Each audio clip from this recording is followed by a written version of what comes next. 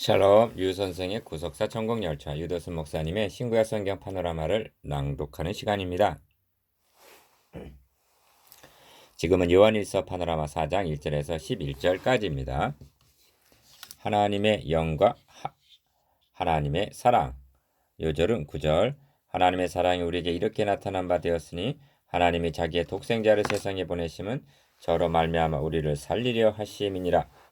4장 첫째 문단 1절에서 11절까지는 크게 두 가지 주제를 말씀하고 있는데 그것은 하나님의 영, 곧 진리의 영과 하나님의 사랑입니다. 이와 반대되는 것이 미혹의 영과 형제를 미워하는 것입니다. 진리의 영의 사명이 무엇인가? 요한은 나타내심을 강조하고 있는데 생명이 나타내신 바 된지라 아버지와 함께 계시다가 나타내신 바 된 자니라 1장 2절 하나님의 아들이 나타나신 것은 3장 8절 그가 우리 죄를 없이 하려고 나타내신 바 된 것을 너희가 아나니 합니다. 3장 5절 이 엄청난 나타내심 즉 사랑 은혜 복음을 어떻게 할 수가 있단 말인가? 이를 알게 하시려고 하나님의 영 곧 진리의 영을 보내주신 것입니다. 그런데 미혹의 영은 이를 대적하는 영으로 등장을 합니다. 그리고 또 하나님의 사랑이 우리에게 이렇게 나타난 바 되었다고 사랑을 말합니다. 9절 진리는 곧 그리스도요 복음을 의미합니다. 그러므로 진리와 사랑은 하나님의 교회의 두 기둥과 같은 것입니다. 요한이서 3절 5절과 3서 3장 3절 6절에도 진리와 사랑이란 두 기둥은 굳게 서 있습니다. 진리를 보수하고 사랑을 실천하는 교회가 바른 교회입니다. 이를 두 단원으로 나눠 상고하겠습니다. 첫째 단원 1절에서 6절 진리의 영, 미혹의 영. 둘째 단원 7절에서 11절 하나님이 이렇게 사랑하셨은즉. 첫째 단원 1절에서 6절 진리의 영과 미혹의 영. 우리는 하나님께 속하였으니 하나님을 아는 자는 우리의 말을 듣고 하나님께 속하지 아니한 자는 우리의 말을 듣지 아니하나니 진리의 영과 미혹의 영을 이로써 아느니라. 6절 1. 첫째 단원의 중심점은 진리의 영과 미혹의 영을 대조해서 말씀함에 있습니다. 사도는 3장 마지막 절에서 우리에게 주신 성령이라 말씀했습니다. 3장 24절 그런 후에 기억 사랑하는 자들의 영을 다 믿지 말고 오직 영들이 하나님께 속하였나 시험하라 하는 것입니다. 1절 상반절 왜냐하면 니은 많은 거짓 선지자가 세상에 나왔기 때문이라는 것입니다. 1절 하반절 그러니까 참 목자는 성령 곧 진리의 영의 인담을 받고 거짓 선지자들은 악령 곧 미혹의 영에 의해서 인담을 받는 자들이라는 뜻이 됩니다. 그래서 시험하라 한 것입니다. 사도는 2장 18절에서 23절을 통해서 적그리스도에 경계한 바가 있습니다. 그런데 재차 경계를 하고 있는 것은 진리를 보수한다는 문제에 사활이 걸려 있기 때문입니다. 오늘 우리들은 더욱 혼란한 가운데 있습니다. 그러므로 이 말씀은 현대교회에 더욱 경각심을 갖게 합니다. 그러므로 이 말씀을 심도 있게 살펴보아야만 할 것입니다. 시험하라 했는데 진리의 영과 미혹의 영을 무엇으로 분별할 수가 있는가? 기억 하나님의 영은 이것을 알지니 곧 예수 그리스도께서 육체로 오신 것을 시인하는 영마다 하나님께 속한 것이요 합니다. 2절 예수가 누군가?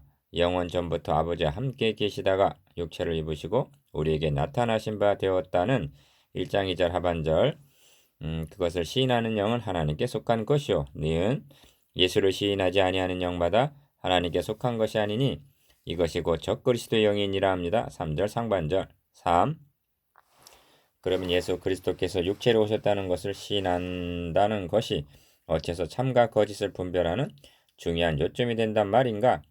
이 점에 분명해야만 오늘의 현실을 분별할 수 있는 영적인 안목이 있게 됩니다. 기억, 첫째는 우리를 대신하셨다는 대표성 때문입니다. 만일 그리스도가 육체로 오시지 않았다면 우리를 대신할 우리 대표자가 될 수가 없는 것입니다. 그러므로 둘째는 대속교리가 무너지기 때문입니다. 그리스도는 우리의 대표자가 되셔서 우리의 죄값을 대신 담당하실 대속제물이 되어 주시기 위해서 육체를 입고 오셨습니다. 그런데 육체로 오신 것을 부인하게 되면 대속교리가 성립이 되지 않는 것입니다. 디귿 셋째로 사망의 세력을 잡은 자 곧 마귀를 정복했다는 것이 설 수가 없기 때문입니다. 히브리서 2장 14절 주님은 죽으셨습니다. 이는 잠시나마 사망의 세력을 잡은 자의 지배 아래로 들어갔음을 의미합니다. 사도행전 2장 24절 로마서 6장 9절 그러나 다시 살아나심으로 사망의 세력을 잡은 마귀를 정복하신 것입니다. 그런데 육체로 오셔서 죽으시고 다시 사심을 부인한다면 사망을 정복했다는 것이 성립이 되지 않는 것입니다. 넷째로 그리스도는 우리 죄를 위하여 죽으신 것만이 아니라 또한 우리를 의롭다 하심을 위하여 살아나셨느니라 합니다. 로마서 4장 25절. 부활하심으로 우리의 죄가 청산이 되었다는 것이 증명이 되었고 그리하여 의롭담을 얻어 하나님 앞으로 나아가게 된 것입니다. 그런데 죽으시고 다시 사심을 부인하게 된다면 죄사함과 칭의가 훼손이 되는 것입니다. 다섯째로 그리스도께서 죽은 자 가운데서 다시 살아 잠자는 자들의 첫 열매가 되셨도다. 사망이 사람으로 말미암았으니 죽은 자의 부활도 사람으로 말미암는도다 하고 말씀합니다. 고린도전서 15장 20절에서 21절. 그런데 육체로 오셔서 죽으시고 다시 사셨다는 것을 부인하게 되면 믿는 자의 부활과 영화 교리가 성립이 되지 못하고 구원은 미완성의 끝이고 말게 되는 것입니다. 비유 여섯째로 이상에서 살펴본 대로 그리스도께서 육체로 오신 것을 부인하는 것은 어떤 결론에 이르게 되는가? 궁극적으로는 복음을 부인하는 것이 됩니다. 오늘날도 이와 같은 미혹의 영에 의하여 지배를 당하는 자들이 많이 활동하고 있음을 주시해야만 합니다. 복음을 부인하는 것이 적그리스도의 영이다. 1. 그러므로 진리의 영과 미혹의 영의 분별은 어떤 기사 이적과 같은 것으로가 아니라 그가 증거하는 말씀에 의해서 판단되어진다는 점입니다. 저희는 세상에 속한 거로 세상에 속한 말을 하며 세상이 저희 말을 듣느니라. 5절. 우리는 하나님께 속하였으니 하나님을 아는 자는 우리의 말을 듣고 하나님께 속하지 아니한 자는 우리의 말을 듣지 아니하나니 진리의 영과 미혹의 영을 이로써 아느니라 하고 6절 말씀합니다. 영적 싸움은 진리와 비진리의 말의 싸움입니다. 2. 그런데 경각심을 가져야 할 점은 진리의 영과 미혹의 영이라 하고 영이라 말씀하고 있다는 점입니다. 그러니까 적그리스도 거짓 선지자는 말로만 미혹하는 것이 아니라 영으로 미혹한다는 것이 됩니다. 이에 빛을 비춰주는 말씀이 요한에 의해서 기록된 계시록에 있습니다. 또 내가 봄에 개구리 같은 새 더러운 영이 용의 입과 짐승의 입과 거짓 선지자의 입에서 나오니 저희는 귀신의 영이라 합니다. 계시록 16장 13절에서 14절. 더러운 영이 저들의 입에서 나온다는 것은 거짓 선지자들이 토하는 말과 함께 더러운 영이 역사함을 나타냅니다. 그러므로 영적 싸움은 말씀과 함께 역사하는 진리의 영과 미혹의 영의 싸움임을 명심해야만 합니다. 참고 열왕기상 22장 22절. 3. 오리라 한 말을 너희가 들었거니와 이제 벌써 세상에 있느니라 합니다. 3절 하반절. 많은 사람들이 적그리스도는 주님의 재림 직전에 나타날 것으로 인식하고 있습니다만 초대교회 당시 벌써 세상에 있느니라 합니다. 그러니까 적그리스도와 거짓 선지자는 종말에 다가올수록 더욱 많이 나타나게 될 것이라는 점입니다. 이런 맥락에서 보면 적그리스도와 거짓 선지자들은 요한 당시보다도 지금이 더욱 활동하고 있는 것이 됩니다. 3장 24절에서는 성령이라 말씀하고 4장 2절에서는 하나님의 영이라 말씀한 사도가 6절에서는 진리의 영이라 말씀하는 의도가 무엇인가? 이렇게 말씀하는 의도는 성령, 곧 기억, 진리의 영의 사명이 무엇인가를 드러내기 위해서입니다. 주님은 말씀하십니다. 내가 아버지께로서 너희에게 보낼 보혜사 곧 아버지께로서 나오시는 진리의 성령이 오실 때 그가 나를 증거하실 것이요. 요한복음 15장 26절. 진리의 영은 성령이십니다. 그리고 성령의 강림한 사명은 그리스도께서 다 이루었다 하신 복음을 증거하러 오신 것이라는 점에 명백해야만 합니다. 그러므로 복음 진리의 말씀은 없이 나타나는 기이한 일들은 미혹의 영의 역사임을 분별해야만 합니다. 강림한 진리의 영의 사명. 1. 그렇다면 그 설교자가 성령고 진리의 영에 충만하여 지배를 받고 있다면 그 심령에 어떤 열정이 있겠는가? 내가 너희 중에서 예수 그리스도와 그의 십자가에 못 박히신 것 외에는 아무것도 알지 아니하기로 작정하였음이라. 고린도전서 2장 12절. 내게는 우리 주 예수 그리스도의 십자가 외에 결코 자랑할 것이 없으니 갈라디아서 6장 14절. 라고 그리스도와 복음만을 증거하려 할 것이 아니겠는가? 이 점을 성령 강림 후에 사도들이 행한 설교에서 분명하게 보는 바입니다. 사도행전에 기록된 설교는 모델이라 할 수가 있습니다. 그들은 공통적으로 설교의 초점을 그리스도의 죽으심과 다시 사심을 증거하는 데 맞추고 있습니다. 그런데 현대교회 실정은 어떠한가? 기억, 태초부터 있는 생명의 말씀에 관하여는 한 1장 1절 생명의 말씀을 전하라고 세움을 받은 설교자들이 니은 생명의 말씀을 필요로 하고 이를 듣기 위하여 온 회중들에게 디귿 인생 철학, 교양 강좌, 처세술과 같은 초등학문을 전한다면 그 설교가 유익하고 틀린 말이 아니더라도 이는 변명의 여지가 없는 직무유기요 기만하는 것이라는 점입니다. 사도 바울은 누가 철학과 헛된 속임수로 너희를 노략할까 주의하라. 이것이 사람의 유전과 세상의 초등학문을 조치며 그리스도를 조침이 아니니라 하고 경계합니다. 골로새서 2장 8절 그것은 속임시요 영혼을 노략하는 것이라고 말씀합니다. 3. 이런 맥락에서 본다면 오늘날은 많은 신학자와 목회자들이 저 그리스도의 영에 의하여 지배를 당하고 있다고 말할 수밖에 없는 것이 현실입니다. 또한 요한서 시내는 흑과 백만 있고 회색이 없다고 말하는데 복음주의자라는 분들도 회색 빛깔입니다. 이것이 혼미케 하는 영 때문입니다. 고린도후서 4장 4절 마치 술에 취한 자의 눈동자와 같은 것입니다. 이사야 선지자는 당시의 백성들과 제사장들과 선지자들이 독주로 인하여 비틀거리며 엿거림치고 있다고 외쳤습니다. 이사야 28장 7절 그런데 그들의 비틀거림이 독주로 인함이 아니라 이사야 29장 9절 즉 술 때문이 아니라 영적으로 혼미한 가운데 있기 때문이라는 것입니다. 비틀거리는 지도자들 1. 자네들아 너희는 하나님께 속하였고 합니다. 4절 상반절 4절에서 6절까지 세 절 속에는 속하다는 말이 5번이나 나옵니다. 기억 저희는 세상에 속한 거로 세상에 속한 말을 하매 세상이 저희 말을 듣느니라. 니은 우리는 하나님께 속하였으니 하나님을 아는 자는 우리 말을 듣고 하나님께 속하지 아니한 자는 우리의 말을 듣지 아니하나니 합니다. 5절에서 6절 그러므로 모든 사람을 듣기 좋게 하는 설교는 교양 강좌는 되어도 복음 진리를 증거하는 것이 아닙니다. 소속이 다른 자들은 십자가의 도를 싫어하기 때문입니다. 2. 세상에 속한 거짓 선지자들은 세상으로부터 환영과 칭찬을 받았습니다. 그러나 종말은 소경이 소경을 인도한과 같이 되어 함께 멸망을 당하고 말았습니다. 그래서 주님은 기어 모든 사람이 너희를 칭찬하면 화가 있도다. 저희 조상들이 거짓 선지자들에게 이와 같이 하였느니라 하십니다. 누가복음 6장 26절 그러므로 결론은 니은 진리의 영과 미혹의 영을 이로써 아느니라 합니다. 6절 하반절 3. 본 단원의 결론을 자네들아 너희는 하나님께 속하였고 또 저희를 이겼나니 이는 너희 안에 계신 이가 세상에 있는 이보다 크심이라 4절 하반절라고 한 말씀으로 삼아야겠습니다. 기억 너희는 하나님께 속하였고 니은 또 저희를 이겼나니 디귿 너희 안에 계신 이가 세상에 있는 이보다 크심이라 합니다. 사도는 환란이 닥쳐오고 적그리스도가 나타났다고 해서 낭망하고 있는 것이 아니라 확신에 차 있습니다. 적그리스도의 영, 미혹의 영이 득세한다 하여도 어느 시대나 하나님께 속한 남은 자는 있는 것입니다.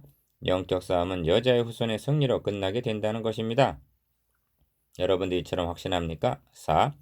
저는 지금 막 한국교회 SBS 사태 대책위원회가 신문에 발표한 성명서를 보았습니다.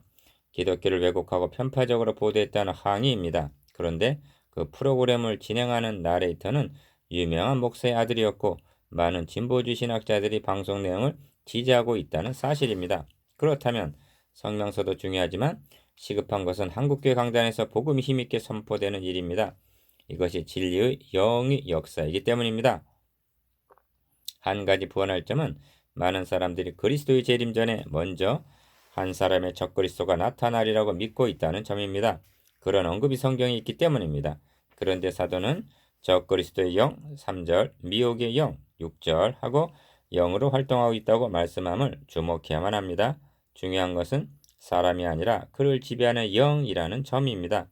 그러므로 한 사람이 나타날 것을 주목할 것이 아니라 이미 적그리스도의 영이 지구상의 모든 교회들을 혼미케 하고 있다는 점에 경각심을 가져야 할 것입니다.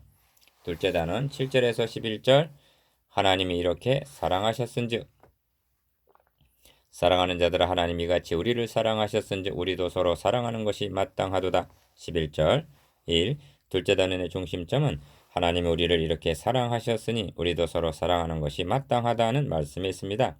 첫째 단원에서 진리를 보수해야 할 것을 말씀한 사도는 이제 사랑을 말씀하려는 것입니다. 형제 사랑에 관해서는 이미 2장 7절에서 11절까지와 3장 10절에서 24절까지에서 충분하리만치 말씀했습니다. 그런데 또다시 강조하고 있는 의도가 무엇인가?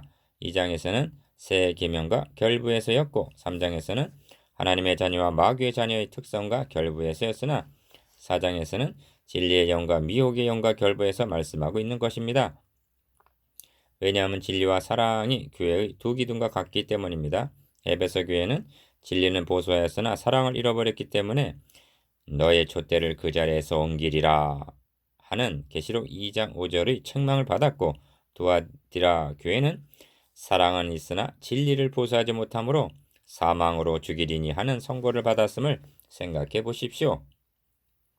이 사도는 그냥 서로 사랑하라 하고 말씀하는 것이 아닙니다. 먼저 사랑하지 아니하면 안 되는 원리적인 말씀부터 합니다. 그러므로 사랑하라는 말씀이 앞서서 먼저 사랑의 기원, 본질, 성격, 실천, 영적인 문제부터 상고해 보아야만 합니다. 기억, 첫째로 하나님은 사랑이심이라 합니다. 8절, 16절에서도 거듭 하나님은 사랑이시라 합니다. 이는 사랑의 기원을 말씀함입니다. 천지만물이 저절로 생긴 것이 아니듯이 사랑도 근원이 있다는 말씀입니다. 시편 기자는 나의 왕 나의 하나님 만군의 여호와여 주의 제단에서 참새도 자기 집을 얻고 제비도 새끼들 보금자리를 얻었나이다 하고 시편 84편 3절 성전에 보금자리를 틀고 있는 새들을 부러워하고 있는데 제비나 참새가 새끼를 돌보는 그 애틋한 사랑의 본능까지도 그 기원이 창조주 되시는 하나님으로부터 기원한 것입니다.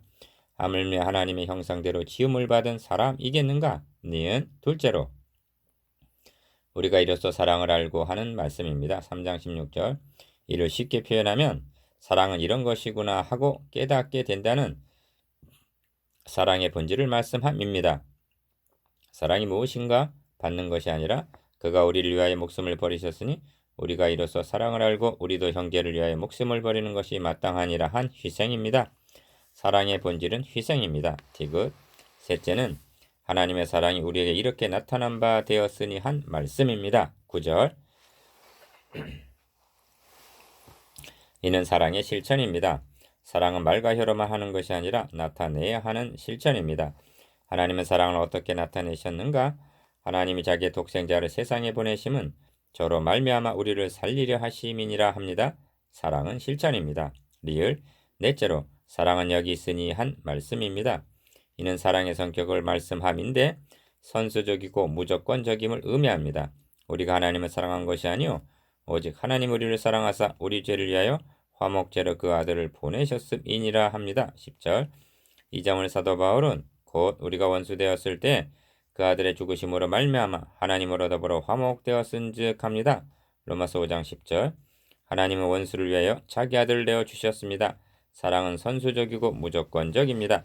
미음. 결론은 형제를 사랑함으로 사망에서 옮겨 생명으로 들어간 줄 알거니와 사랑치 아니하는 자는 사망에 거하느니라 한 3장 14절 영적인 문제입니다. 즉 하나님의 자녀냐 마귀의 자식이냐가 나타난 것입니다. 이것이 원리적인 말씀입니다. 사랑의 기원, 본질, 실천, 성격, 영적 문제. 1. 이제 권면의 말씀을 살펴보게 되었습니다. 기억. 사랑하는 자들아 우리가 서로 사랑하자. 사랑은 하나님께 속한 것이니 사랑하는 자마다 하나님께로 나서 하나님을 알고. 7절. 니은. 사랑하지 아니하는 자는 하나님을 알지 못하나니 이는 하나님은 사랑이심이라. 8절. 디귿. 사랑하는 자들아 하나님이 같이 우리를 사랑하신즉 우리도 서로 사랑하는 것이 마땅하도다.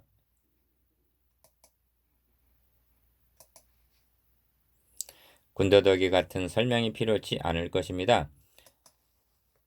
하나님께서 사랑을 나타내시는 방편에 유념해야만 합니다. 하나님은 우리에게 향하신 사랑을 자기 아들의 희생을 통해서 나타내셨습니다. 그리고 이제는 그 사랑을 힘입어 우리들이